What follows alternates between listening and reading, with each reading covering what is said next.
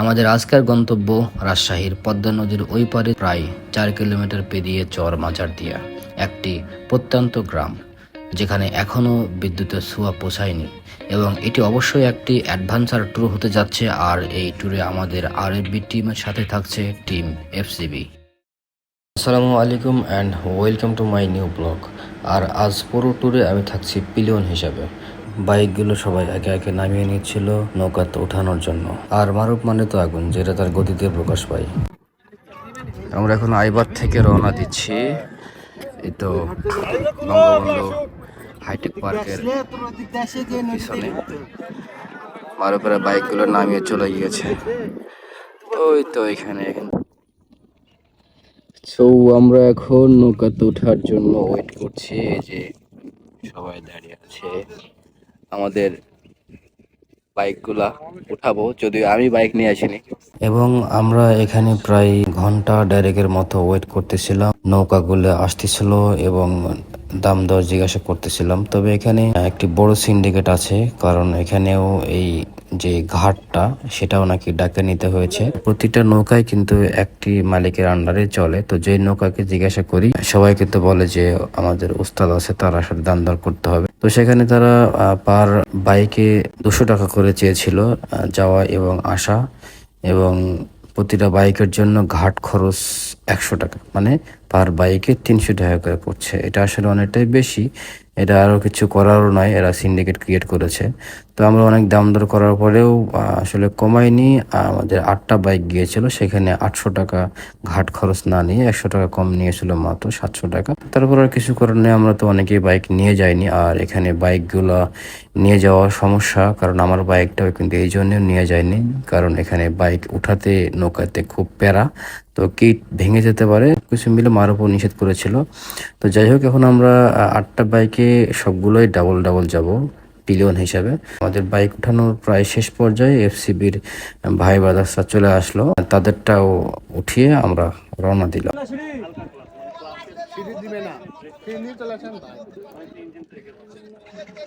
এই ওখানে এখন নামা কি করবে? হাপুড়ের হাপুড়া কি দাম?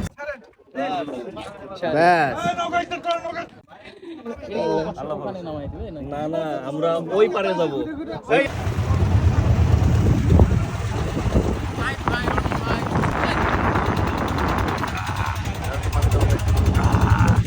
এটা আমাদের চর মাঝারদিয়ার যাওয়ার জন্য আমরা রানিং হয়ে গেছি। আমাদের সবগুলো বাইক এখানে ওঠানো আছে। আর এখানে হচ্ছে বিফোর আছে, সবাই আছে।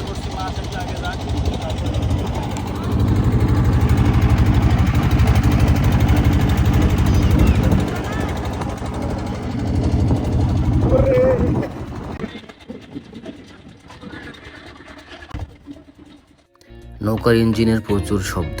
আর এটা হচ্ছে টি বাঁধ। আমরা এখন নদীর মাঝ বরাবর আছি। নৌকার এই প্রচণ্ড শব্দে, বিকালের ফুরফুরে বাতাসে আমরা নদী আস্তে আস্তে পার হয়ে যাচ্ছি।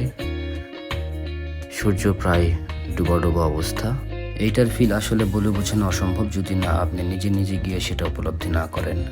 এই বড় নৌকাগুলো আঁকা বাঁকা হয়ে বেশি পানি দিয়ে যায়। আর ওই যে চর দেখা যাচ্ছে, সেখানে প্রতিদিন এভাবেই লোকজন ঘুরে দেখতে আসে। জনপ্রতি ভাড়া হয়তো 30 টাকার মতো নিয়ে থাকে।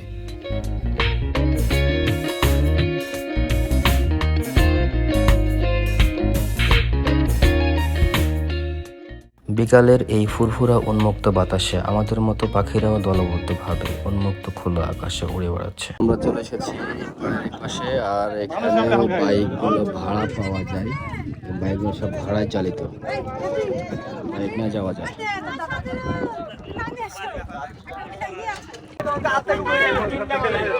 মানুষ নিয়ে যাচ্ছে। তারপর আমরা বাইক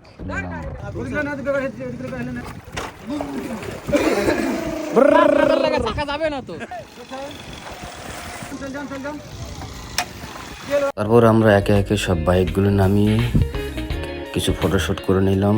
এইদিকে সূর্য ডুবো ডুবো অবস্থা। এখনো আমাদের 4 কিলোমিটার পাড়ি দিতে হবে।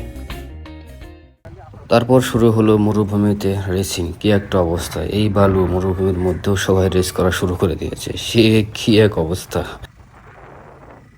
এদিকে রনি ভাইও বাইক নিয়ে এসেছিল না। রনি ভাই নুরুল ভাইয়ের বাইক রাইড করতেছিল, আমি পিলিয়ন হিসেবে ছিলাম। নুরুল ভাইয়ের বাইকে কি এক সাসপেনশন দেখতে পাচ্ছেন, সেই লাফালাফি করছি আর ইঞ্জয় করছি আর যাচ্ছি। আর চলছে টানাটানি বালির মধ্যে, সেই অ্যাডভেঞ্চার। আর মাঝে মাঝে দু একটা চাপড়ি আমরা যাদেরকে বলি, তাদেরকে দেখতে পাচ্ছি। তারা আসলে চাপড়ি বলা যাবে না, তারা জীবিকা নির্বাহ করে খাচ্ছে। আর এই যে বালি দেখা যাচ্ছে এরই মধ্যে সেই কড়া টান। একে তো আমি হেলমেট নিয়ে যাইনি, এদিকে পিলিয়ন, এই ধুলার মধ্যে চোখের মুখের কি অবস্থা! ওই যে দেখতে পাচ্ছেন না, গেল এক সেই টান দিয়ে 3 জন নিয়ে। ওরা কিন্তু জীবিকা নির্বাহ করছে। আর ওরা হচ্ছে এই বাইকগুলোতে একজন যদি সিঙ্গেল যায় তাহলে 100 টাকা করে নেয়, আর যদি 2 জন নিয়ে যায় তাহলে 150 টাকা নেয়। এই যে দেখতে পাচ্ছেন এরা আর কি, কঠিন টান এদের। চর মাঝার দিয়ার মাঝ পর্যায়ে আছি। এটাকে সম্ভবত চর খিদিরপুর পড়ে। আর আমরা এই বাবলা গাছের নিচে কিছু ফটোশুটের জন্য দাঁড়িয়েছিলাম। সন্ধ্যার একটু আগে পরিবেশটা ছিল অস্থির। তারপর আমরা আবার যাত্রা শুরু করলাম সেই ধুলার মধ্যে, উঁচু নিচু কাদা পানি সবগুলো পেরিয়ে। আর এই চরে প্রায় সকল প্রকার চাষাবাদ ফসলাদি দেখেছিলাম, যেমন ধান এবং পাট, অন্যান্য ফসলগুলো দেখেছিলাম। এবং কিছু কৃষককে দেখেছিলাম যারা ধান কেটে নিয়ে যাচ্ছে এরকম। এবং ছাগল, গরু, ভেড়া এগুলো কিন্তু দেখেছিলাম, যেগুলো চরে খাওয়ানোর জন্য নিয়ে এসেছিল। আসলে এদের জীবনটা অনেকটাই কঠিন বলতে পারেন। যে এই চরে এখন চাষাবাদ হচ্ছে এবং যখন পানি ভরপুর হয়ে যায় তখন তারা এইটা চাষাবাদ করতে পারে না, এবং তাদের যেই গ্রাম, সে গ্রামে গিয়ে পানি ঠেকে যায়।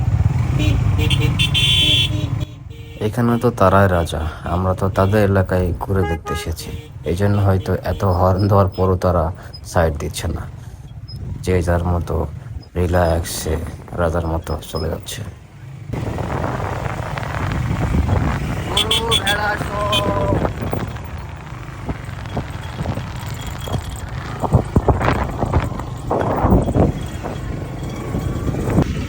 এই তো আমরা এসেছি।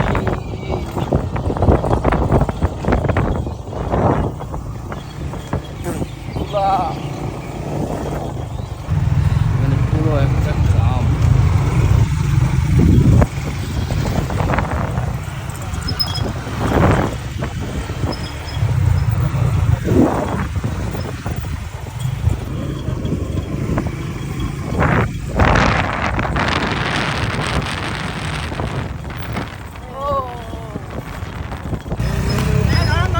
গ্রাম পেরিয়ে বর্ডারের সাইডে আসতে দেখি রাস্তার আরো বেহাল অবস্থা।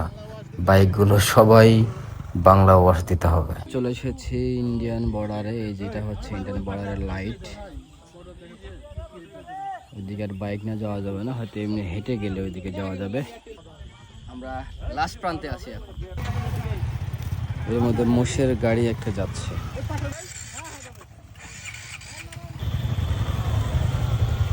সবাই ব্যাক করতেছি।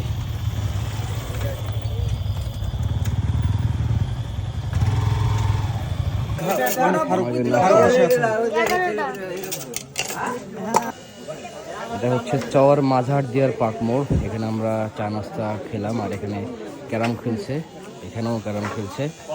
আর এখানে হচ্ছে সেলুন, আর এখানে কারেন্ট নাই, সবগুলোই হচ্ছে সোলার ব্যাটারি।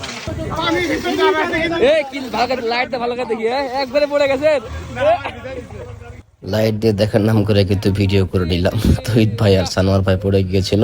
তো তারপরে আমরা আবার একে একে বাইকগুলো উঠিয়ে আবার আমরা নদীর এপারে চলে আসলাম, এবং যে যার মতো চলে আসলাম। আমাদের ট্যুর এখানে সমাপ্ত করা হলো। আসসালামু আলাইকুম।